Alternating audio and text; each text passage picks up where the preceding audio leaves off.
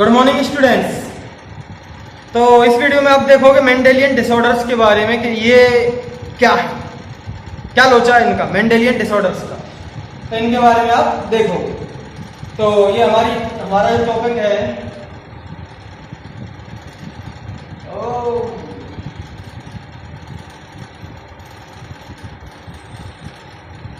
Mendelian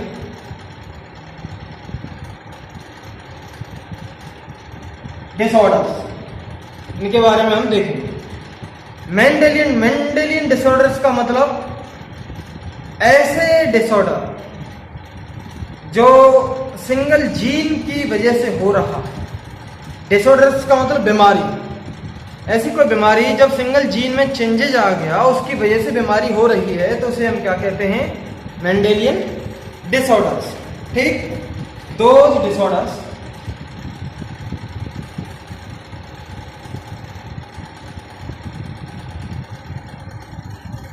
ऐसे disorders, those disorders which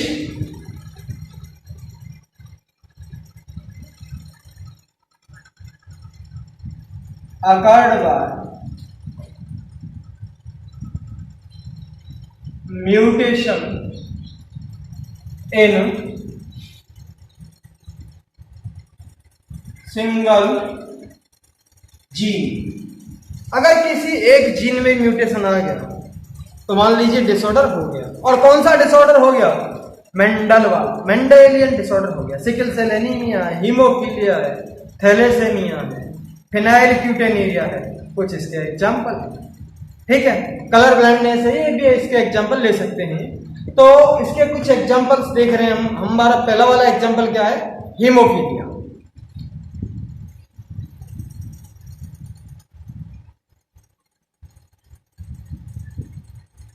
ये haemophilia इसका एग्जांपल है, मेंडेलियन डिसऑर्डर।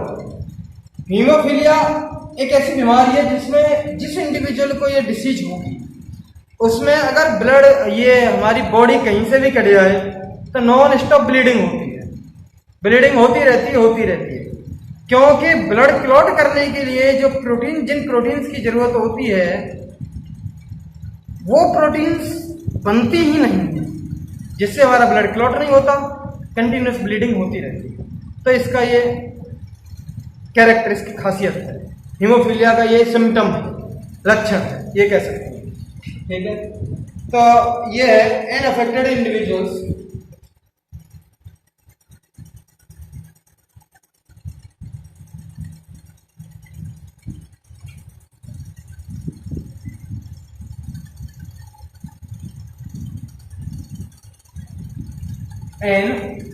affected individual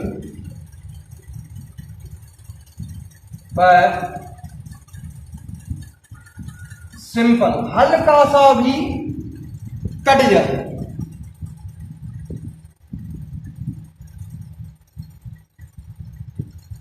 अगर वो थोड़ा सा भी कट जाए तो क्या होगा?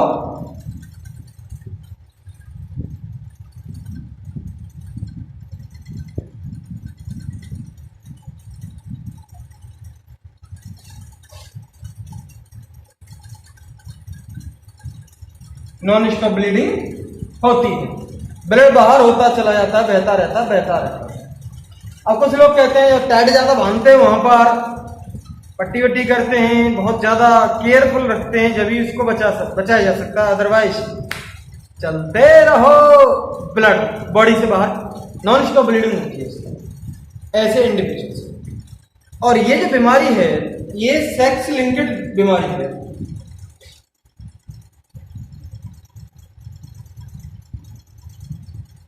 This disease is sex linked recessive disease।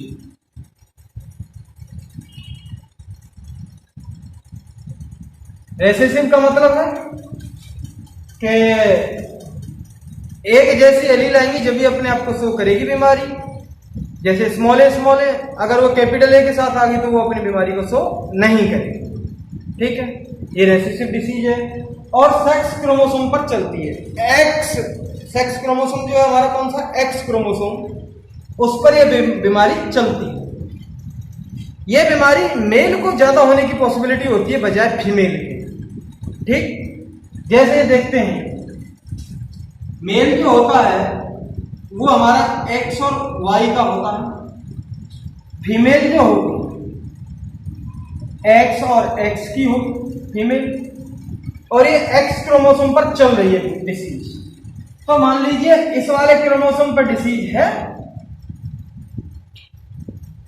इस वाले मान लीजिए, इस वाले क्रोमोसोम किसी पे मान सकते हैं आप, इस वाले क्रोमोसोम पर डिसीज है, इस वाले क्रोमोसोम पर डिसीज नहीं है। तो ये जो डिसीज है फीमेल को नहीं होगी, बस फीमेल कैरियर होगी। ठीक, और ये जो डिसीज है यहां पर एक्स क्रोमोसोम पर ही होती है, वाई क्रोमोसोम पर नहीं होती। तो ये जो अगर ऐसी कंडीशन में आया तो ये मेल को डिसीज होगी। अगर ये ऐसी कंडीशन में आता है तो मेल को यहां पर डिसीज होगी। या अब मेल या तो इस वाले मेल को हम क्या कहेंगे, अफेक्टेड मेल। तो मेल की 3 फॉर्म बना सकते हैं हम, कैसे कैसे बनेंगी ये देख लेते हैं। एक तो ये नॉर्मल मेल है, और ये हमारी नॉर्मल फीमेल।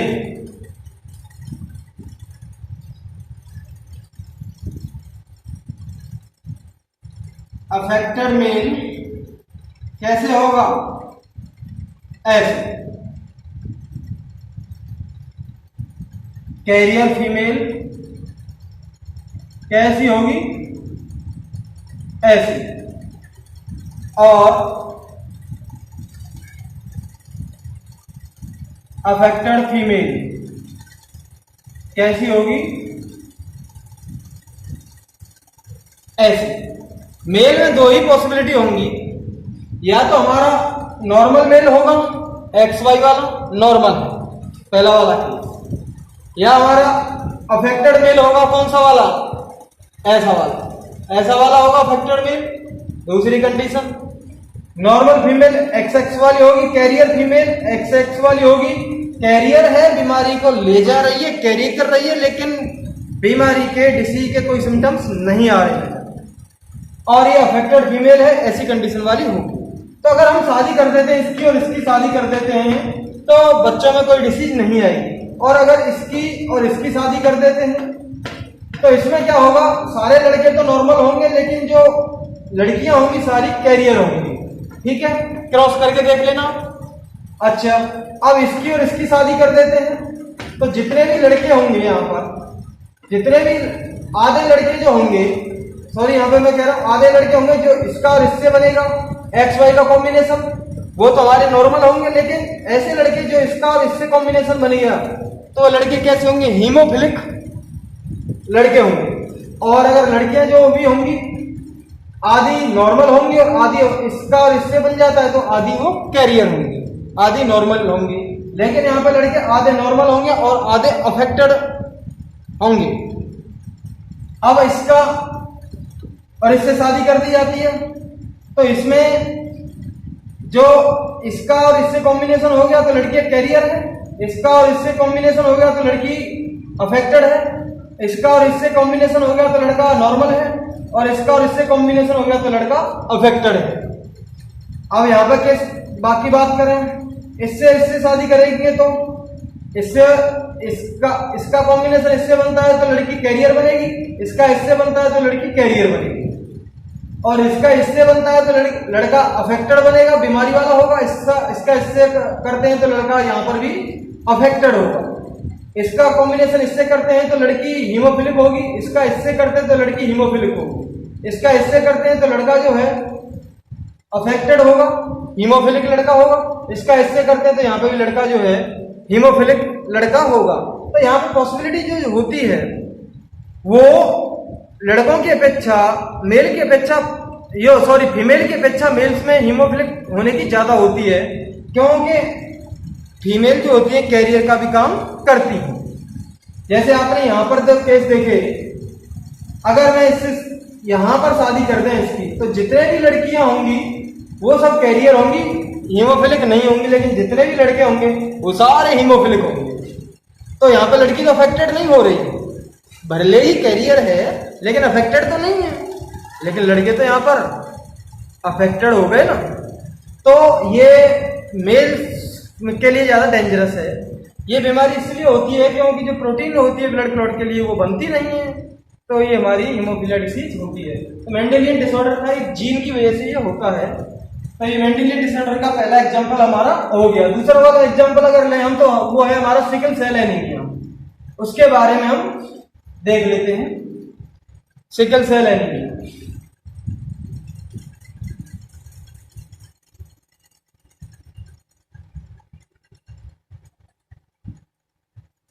ये जो बीमारी है ये ऑटोसोम्स पर चलती है, सेक्स लिंक्ड डिसीज नहीं है। लड़का लड़की का कोई भेदभाव नहीं है यहाँ पर, क्या लड़के को होगी लड़की की, लड़कियों को नहीं होगी, ऐसा नहीं है। तो ये हमारा पहला पॉइंट हम ये लिख सकते हैं, तो this is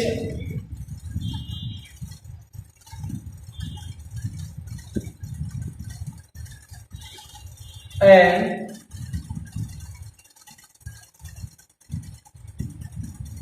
autosomal recessive disease.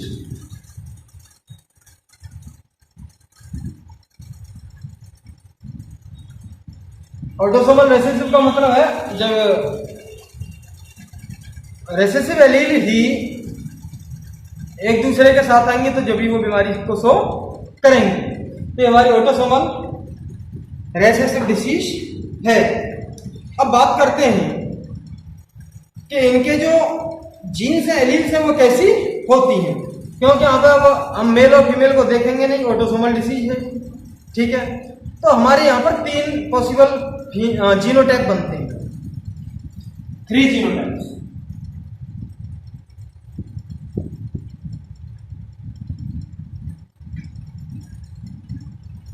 कौन कौन से हमारे जीनोटाइप बनेंगे?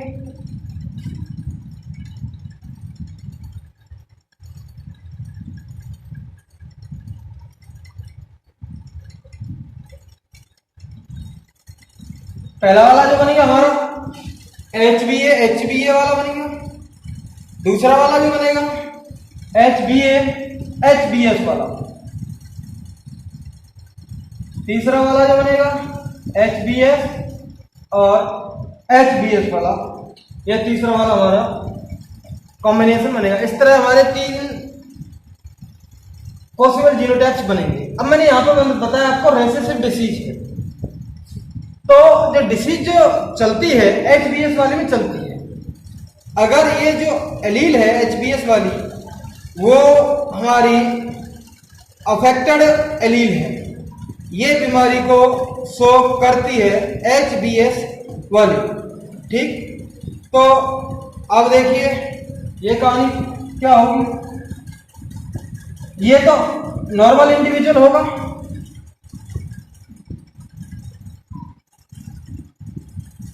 Normal person. ये जो होगा पर्सन या नॉर्मल ह्यूमन मान लीजिए, क्योंकि लड़का या लड़की कोई भी हो सकता है। ये कैरियर ह्यूमन होगा, और ये जो है अफेक्टेड ह्यूमन होगा। HbA नॉर्मल है, HbS क्योंकि ये जो इसके कैरेक्टर को दबा लेगा, लेकिन बीमारी ये कैरी कर रहा है। HbS ये हमारा अफेक्टेड नहीं होगा, बीमारी इसमें शो नहीं होगी, बस ये कैरी करेगा। ये वाली कॉम्बिनेशन जब आ जाएगा तो ये अफेक्टेड ह्यूमन हो जाएगा, उसमें ये बीमारी होगी। Sickle cell anaemia. अब ये डिसीज क्या है इसके बारे में देख लेते हैं। जो हमारी जो आरबीसी जो होती हैं उनका जो नॉर्मल शेप होती है वो बाई कॉनकेव शेप होती है, आपने देखा होगा इस तरह की वो शेप उनकी होती है। ये यहाँ से हल्की सी दबी हुई सी, अगर हम किसी बॉल को बीच में से ऐसे दबा देते हैं तो वो हमारी आरबीसी का डायग्राम बन जाता है।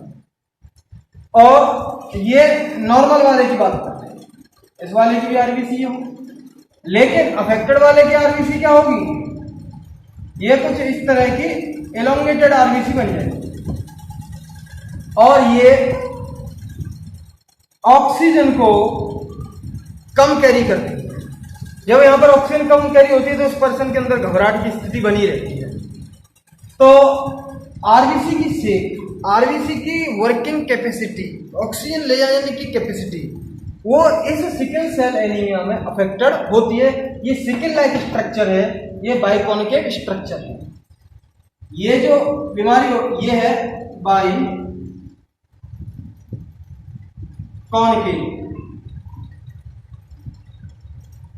Structure of RBC.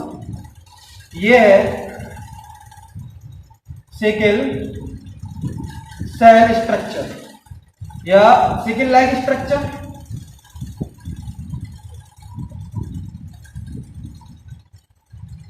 Of RBC, sickle like structure होता है ये आरबीसी का। ठीक, इसमें ऑक्सीजन जो है ये ऑक्सीजन कम कैरी करेगी और ये ऑक्सीजन को फुल कैरी करेगी, इसमें कोई प्रॉब्लम नहीं होगी। तो यहाँ पर ये बीमारी का सिम्टम हो गया। अब ये जो डिसीज है ये कैसे चलेगी ये देख लेते हैं कैसे होता है। आरबीसी में होता है हीमोग्लोबिन।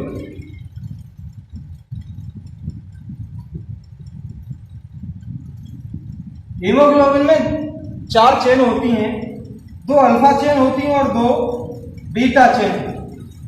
ये हीमोग्लोबिन का मैंने डायग्राम बनाया है आपके सामने ये वाला। इसमें 2 तो ये अल्फा चेन है और 2 ये बीटा चेन है। बीटा चेन की 6th वाली पोजीशन पर ये जो पेप्टाइड चेन जो बन रही है इसकी 6th वाले पोजीशन पर क्या हो जाता है ये देखिए।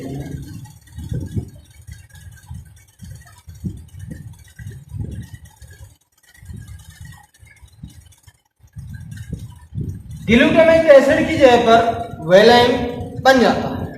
ग्लूटामिक एसिड होना चाहिए था, वहां पर क्या बन जाता है वेलाइन। तो हम कह सकते हैं valine is formed instead of glutamic acid। Glutamic acid की जगह पे क्या बन गया valine. In beta globin chain of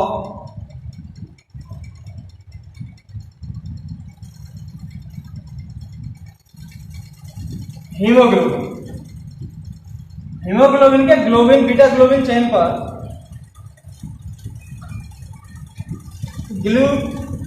glutamic acid की जगह पर क्या बन गया वेलाइन बन गया। इसी की वजह से उसकी शेप बाइकॉन्केव से लंबी सी हो गई। अब ये बात आती है कैसे बना, जीन में कैसे चेंजेज आया जिसकी वजह से बना। 6th वाली पोजीशन की बात कर रहे हैं। तो नॉर्मल जो डीएनए होता है वो 6th वाले की बात कर रहा हूं मैं, मात्र 6 वाले की। तो डीएनए जो होगा जीएजी की है, यहां पर आसपास क्या होंगे सीटीसी। भाई ये कोई डीएनए है हमारा, ये यहां पर जी मान लें और GCATGC, तो सीटीसी होगा यहां पर। अब ये क्या कर गए इस वाले में और उस वाले में, ये जो बना रहा है अब यहां से हमारा एमआरएनए बनेगा। डीएनए से एमआरएनए बनता है जिसको हम क्या कहेंगे ट्रांसक्रिप्शन। 6th वाले चैप्टर में मैं आपको डिटेल में बताऊंगा। जब आरएनए बनेगा तो इसके कैरेक्टर्स को लेगा, सी की जगह पे क्या बनाएगा जी बनाएगा, वो टी की जगह पे ए बनाएगा और सी की जगह पे भी जी बनाएगा। इसके कॉम्प्लीमेंट्री स्ट्रैंड वो बनाएगा। और ये जो शो करता है किसको, GAG का मतलब होता है ग्लूटामिक एसिड। ये हमारे जेनेटिक कोड हैं जो नेक्स्ट चैप्टर में मैं आपको डिस्कस करूंगा 6 वाले में, लेकिन फिलहाल आप समझ लीजिए GAG का मतलब यहाँ पे ग्लूटामिक एसिड को बनाना है। ये अमीनो एसिड है और अमीनो एसिड मिलकर ही आपस में प्रोटीन बनाते हैं। और इसकी 2 प्रोटीन चेन थी, 2 अल्फा प्रोटीन चेन थी, 2 बीटा प्रोटीन चेन थी हीमोग्लोबिन। जैसे आपको पता है ये दीवार जो बन रही है ये ईंटों से मिलकर बन रही है, तो ईंट को हम क्या कहेंगे, अमीनो एसिड, और पूरी दीवार जो बन रही है उसको हम क्या कहेंगे, प्रोटीन। तो यहां पर ए की जगह टी हो गया, टी की जगह ए हो गया। इस वाले केस में GTG और CAC ये बन गया। यानी कि चेंजेस क्या है, सिंगल बेस पेयर में चेंज आया। जो टी नीचे था ये ऐसे घूम गई, ये ऐसे घूम गया, यहां पर ये लफड़ा हो गया, टी और ए ऐसे बन गए। पहले यहां ए था, यहां टी था, अब क्या हो गया, यहां ए हो गया, यहां टी हो गया, यही घूम गया है। तो अब इसके अकॉर्डिंग हम लेंगे सी का जी आएगा। अब ए का आरएनए में होता है क्या, यूरेसिल, यू। ए के कॉम्प्लीमेंट्री एडिनिन का क्या होगा, यूरेसिल, यू, और सी का क्या होगा, ग्वानिन, जी होगा। साइटोसिन का ग्वानिन होगा। ये नाइट्रोजन बेस है, एडिनिन है, ग्वानिन है, साइटोसिन है, थायमिन है, ये हमारे नाइट्रोजनस बेस हैं। जब डीएनए को आप स्टडी करेंगे, जब आप देखेंगे, तो अब GUG होना क्या चाहिए था, GAG जो बना था ग्लूटामिक एसिड। अब यहां पर हो गया GUG जो क्या बनाएगा, अब ये वेलाइन, और GAG क्या बना रहा है, ग्लूटामिक एसिड। डीएनए में मात्र एक बेस पेयर में चेंजेस हुए और लोचा हो गया जबरदस्त, ग्लूटामिक एसिड की जगह वेलाइन बन गया। और हीमोफीलिया जो बीटा चेन अफेक्टेड हुई, जिससे कि हमारी आरबीसी अफेक्टेड हुई और आरबीसी बन गई लंबी वाली, जो बाइकॉन्केव होनी चाहिए, और जो लंबी वाली बन गई तो वो अब वो हीमोग्लोबिन जो है ऐसा अफेक्ट हुआ है बेचारा, ऐसा दर्द हुआ है उसको कि वो ऑक्सीजन को सही क्वांटिटी में नहीं ले जा सकता। नॉर्मल एक हीमोग्लोबिन का मॉलिक्यूल ऑक्सीजन के 4 मॉलिक्यूल को कैरी करता है, लेकिन यहां पर वो ऑक्सीजन को सही क्वांटिटी में नहीं ले जा सकता। तो क्या होगा, कोई इंडिविजुअल जिसको ये हो गया है सिकल सेल एनीमिया, उसको तो घबराहट ही रहेगी, टेंशन रहेगी, लोचा जबरदस्त हो गया। तो ये हमारा सिकल सेल एनीमिया का कंसेप्ट था। अब हम देखते हैं फिनाइल कीटोन्यूरिया।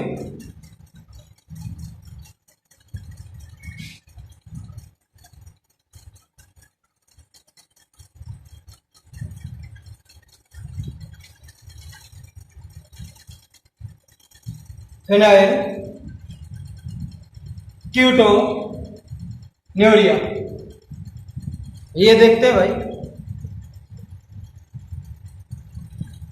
ये भी मेंडेलियन डिसऑर्डर। अब ये है क्या, autosomal recessive disease.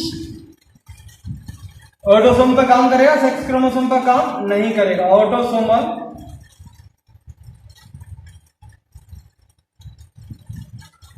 Recessive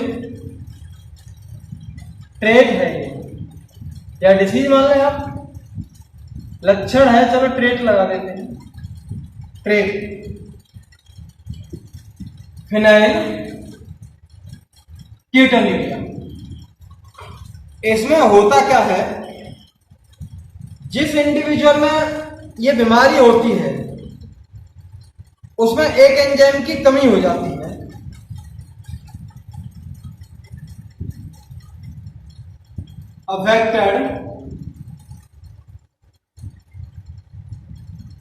affected individual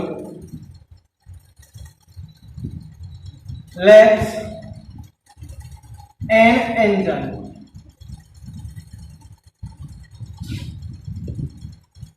vinyl alanine,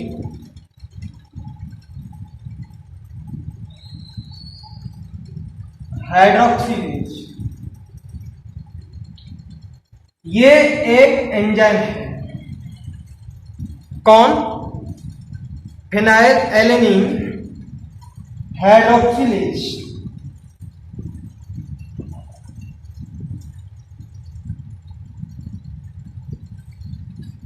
ink बीत जाती है रास्ते में, तो ये देखिए आप, ये एंजाइम काम क्या करता है। Phenyl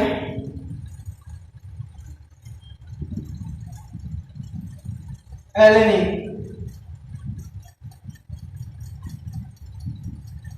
hydroxylase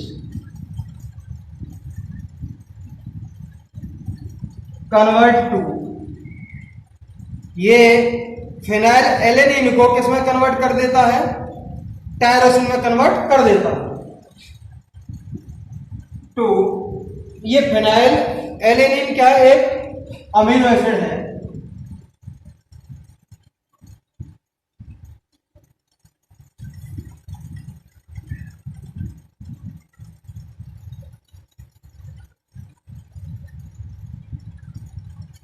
phenylalanine to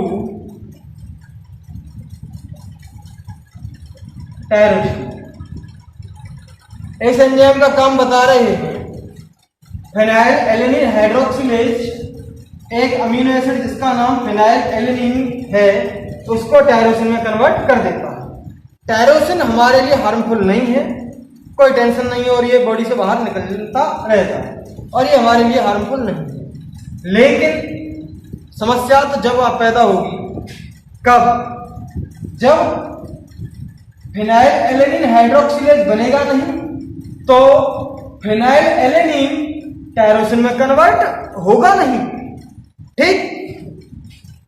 और जब टायरोसिन में कन्वर्ट होगा नहीं, तो फिनाइल एलेनिन हमारी बॉडी में इकट्ठा होता रहेगा, एक्यूमुलेट होता रहेगा, और जब ये हमारी बॉडी में इकट्ठा होता रहेगा तो दूसरे फॉर्म में भी चेंज हो जाता है, जिसको हम कहते हैं phenylpyruvic acid.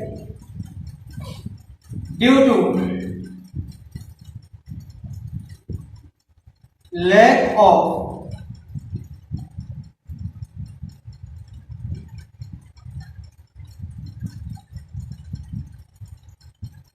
Phenyl alanine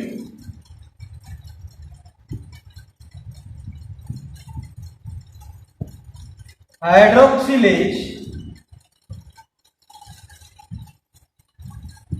phenyl alanine hydroxylase के कारण, कमी के कारण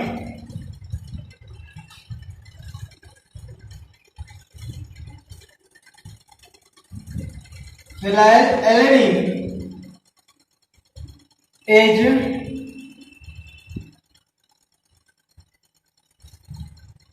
एक्यूमुलेटेड, ये इकट्ठा होता रहता है, and convert into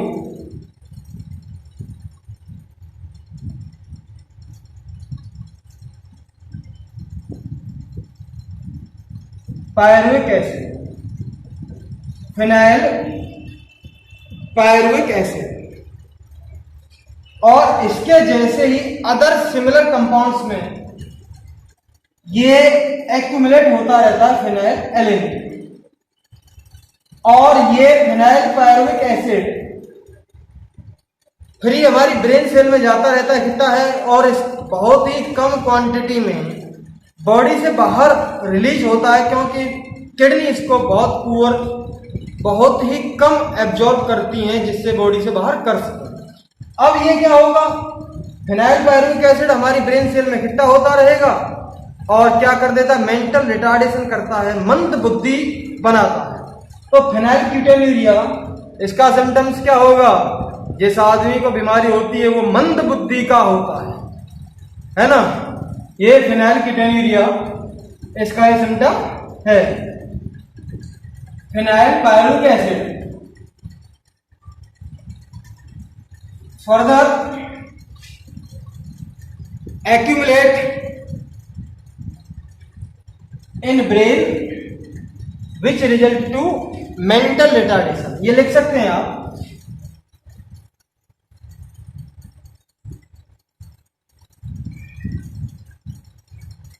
phenyl pyruvic acid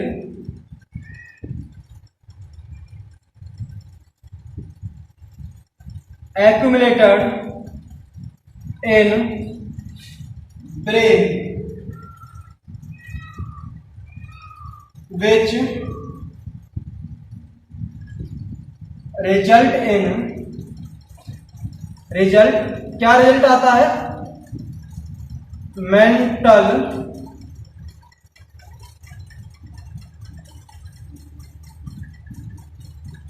mental retardation का इसमें ये रिजल्ट आता है। ठीक, तो ये हमारी कहानी हो गई है। मंद बुद्धि का बच्चा बन गया है हमारा किसमें? फिनाइल कीटोन्यूरिया में। अब आ रही है जो हमारी वो है thalassaemia.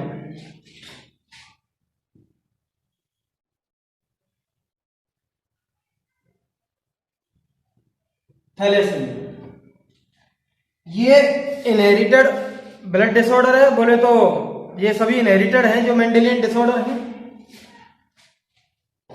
This is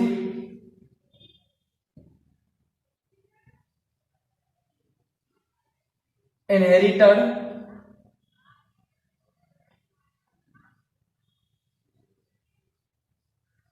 blood disorder।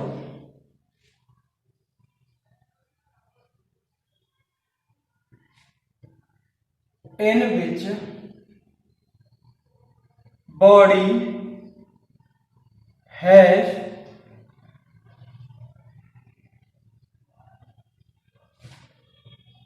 less hemoglobin। Body haemoglobin कम रखती है। नॉर्मल की अपेक्षा बॉडी हीमोग्लोबिन कम रखेगी। बिच जब बॉडी हीमोग्लोबिन कम रखती है तो नेक्स्ट लाइन से लिख लेंगे due to less haemoglobin oxygen carrying capacity affected होगी, यानी कि ऑक्सीजन की सप्लाई कम होगी। जब हीमोग्लोबिन कम होगा तो डेफिनेटली ऑक्सीजन की सप्लाई कम होगी, क्योंकि हमारी बॉडी में जो ऑक्सीजन को जो ट्रेवल करा रहा है वो कौन करा रहा है? हीमोग्लोबिन करा रहा है। अब बात आती है इसके टाइप्स क्या है। ये तो हमारा थैलेसेमिया हो गया। टाइप्स ऑफ थैलेसेमिया, इसके टाइप्स हमारे क्या है? पहला वाला है अल्फा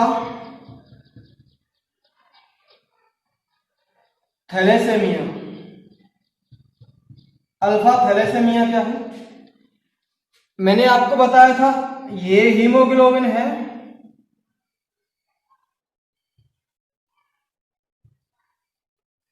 दो अल्फा चेन होती है उसमें और दो बीटा चेन होती है। जब अल्फा चेन का प्रोडक्शन अफेक्टेड होता है तो उसे हम क्या कहेंगे? Alpha thalassaemia. और जब बीटा चेन का प्रोडक्शन अफेक्टेड होता है, बीटा चेन का प्रोडक्शन सही तरह से नहीं हो रहा, तो उसे हम क्या कहेंगे? Beta thalassaemia. और फाइनली क्या हो रहा है? हीमोग्लोबिन के स्ट्रक्चर पर फर्क आ रहा है, इफेक्ट आ रहा है, जिससे कि हमारी ऑक्सीजन की सप्लाई बाधित होगी, कम होगी ऑक्सीजन की supply. Alpha thalassaemia. Alpha chain या ये लिख सकता production of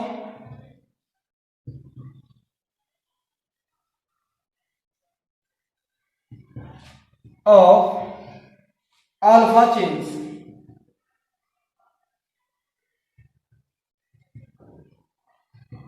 NCHIN.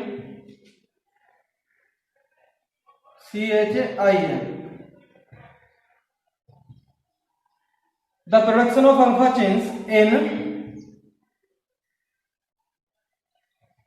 hemoglobin affected. दूसरा वाला आता है हमारा बीटा थैलेसेमिया. सेम यहां पर लिखेंगे the production of beta chains in